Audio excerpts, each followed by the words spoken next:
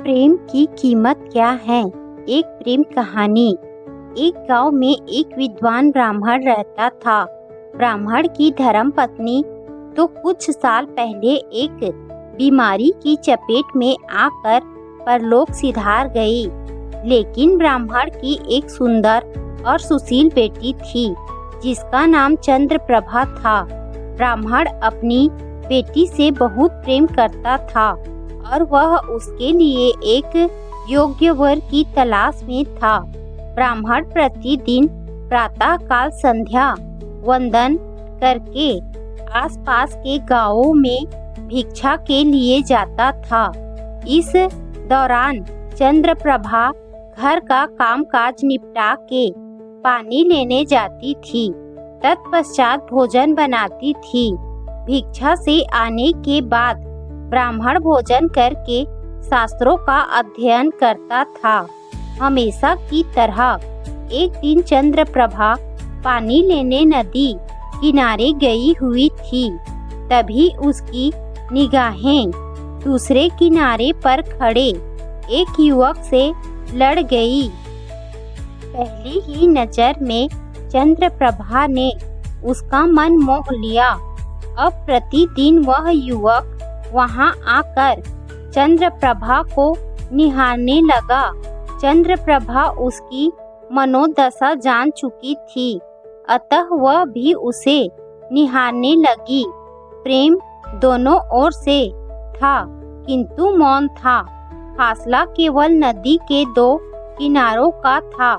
अक्सर प्रेम में ऐसा होता है, जिसे हम चाहते हैं वो हमारे पास होता है, हमारे साथ होता है, लेकिन फिर भी हम उसके सामने अपना प्रेम व्यक्त नहीं कर पाते।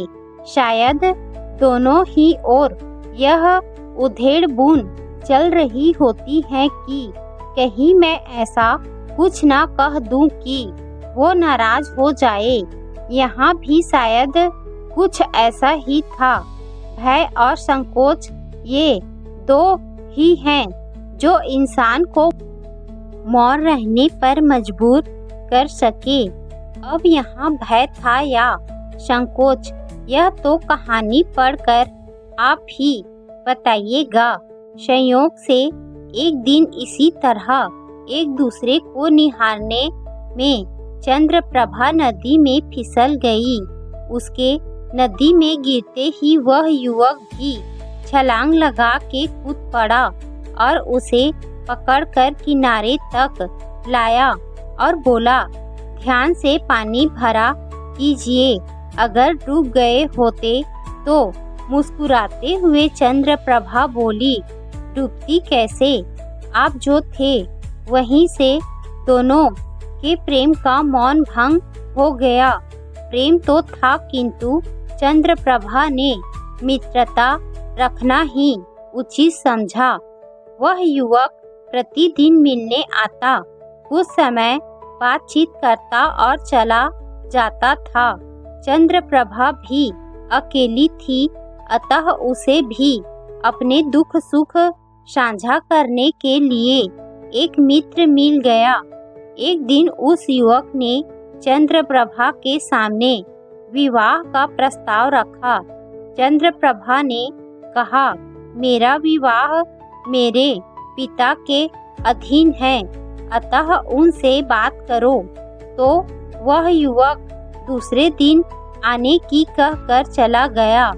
दूसरे दिन वह चंद्रप्रभा के घर पहुंचा। जलपान करके उसने ब्राह्मण के आगे अपना मनोरथ रखा। ब्राह्मण विद्वान था। ब्राह्मण ने कहा कि क्या तुम मेरी बेटी को जानते हो? उसने हाँ में उत्तर दिया। ब्राह्मण ने दूसरा प्रश्न किया कि क्या तुम मेरी बेटी से प्रेम करते हो? उसने इसका उत्तर भी हाँ में ही दिया।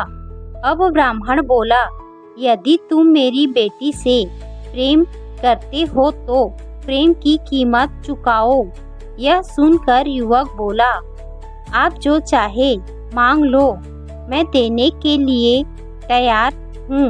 ब्राह्मण बोला, प्रेम करते हो तो प्रेम की कीमत भी तुम्हें पता होना चाहिए। यह सुनकर वह युवक अवाक रह गया। वह सोचने लगा कि प्रेम की कीमत क्या हो सकती है।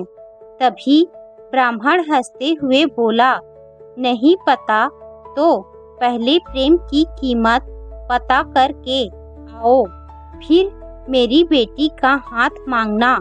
यह सुनकर वह युवक घर से निकल गया और जो कोई राह में मिलता उससे प्रेम की कीमत पूछता। भटकते भटकते उसे एक अजनबी मिला जिसने बताया कि यहाँ से थोड़ी ही दूर पीपल वाली पहाड़ी पर एक विद्वान महात्मा रहते हैं। वह तुम्हारे प्रश्न का उत्तर अवश्य दे देंगे। वह दिन भर चलते चलते पीपल वाली पहाड़ी पर पहुंचा। पीपल के पेड़ के नीचे महात्मा जी ध्यान मुद्रा में बैठे थे, अतः वह उनके आंखें खोलने की प्रतीक्षा करने लगा। जैसे ही उन्होंने आंखें खोली, उस युवक ने जाकर उनको प्रणाम किया और बोला, स्वामी जी, मुझे एक प्रश्न का उत्तर जानना है। महात्मा जी बोले, बोलो क्या प्रश्न है? तब युवक बोला, मेरा प्रश्न है कि प्रेम की कीमत क्या है? महात्मा जी हंसे और बोले, पगले, ये प्रश्न तो तू खुद से पूछ। जो तेरी कीमत है वही तेरे प्रेम की कीमत है। उस युवक को बात समझ नहीं आई, अतः बोला, महात्मा जी, थोड़ा सरल शब्दों में समझाइए। तब महात्मा जी बोले, तू अपने शरीर से प्रेम करता है कि नहीं? युवक बोला, हाँ, करता हूँ। तब महात्मा जी बोले, तो अपने शरीर की कीमत बता। तब युवक बोला, महात्मा जी, कैसी बात करते हो? इस शरीर के बिना मेरा अस्तित्व ही क्या है? मेरे लिए यह अमूल्य है, मैं इसे नहीं बेच सकता। तब हंसते हुए महात्मा जी बोले, यही तेरे प्रश्न का उत्तर है। प्रेम भी अमूल्य है। प्रेम की कोई कीमत नहीं होती। प्रेम का कोई सौदा नहीं किया जा सकता। जहाँ प्रेम होता है वहाँ कुबेरों के खजाने भी खाली पड़ जाते हैं। तो फिर तू क्या चीज है जो प्रेम की कीमत चुकाएगा? जिस प्रेम की कीमत होती है वो प्रेम नहीं, सौदा है। युवक को उसका जवाब मिल चुका था। खुशी खुशी वह चंद्रप्रभा के घर गया और ब्राह्मण को प्रेम की कीमत बताई और प्रेम की कीमत चुकाने के अपने घमंड के लिए क्षमा मांगी और बोला, हे ब्राह्मण, प्रेम तो अमूल्य है, किंतु आपकी बेटी के प्रेम में मैं स्वयं को चुकाने के लिए तैयार हूँ। ब्राह्मण को युवक के सच्चे प्रेम पर विश्वास हो गया। उसने अपनी बेटी और उस युवक दोनों की शादी करवा दी। शिक्षा, प्रेम अमूल्य है, इतना ही काफी है।